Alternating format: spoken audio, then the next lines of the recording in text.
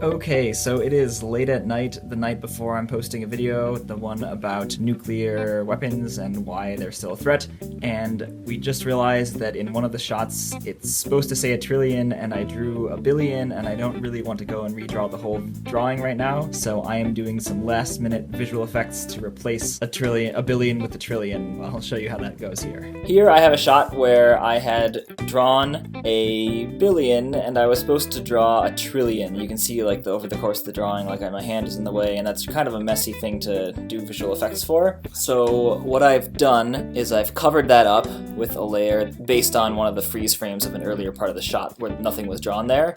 So I've covered up my billion, and then I copied it and moved it over and shrunk it down a little bit so I can add on the extra zeros. I basically just took 3 of the zeros from that billion and put them on the end, so now it's a trillion, hopefully. Let's see, 1,000, million, billion, trillion. Now, the problem is that looks great here when it's a freeze frame, but what do I do, for example, when my hand is in the way? I'm going to have to basically cut out the hand, and there's a nice handy tool in After Effects which allows you to cut that out. I just have to paint over the section of the hand that I want it to keep. You can see this pink line here, it's already outlined that section that it's going to cut out. So here is a version where I have cut out my hand to cover up, and then of course I'm gonna have to go through and fix the coloring of this background bit here. I'll probably do that in a pretty crappy, hacky way where I just darken it a little bit in some fashion, and then I'll just try to match it. So now that's not quite good enough, but it'll match. It'll be really fast, so most people won't notice it unless you're actually paying attention really closely, which you won't do unless you have watched this video. That's basically what I have left to do.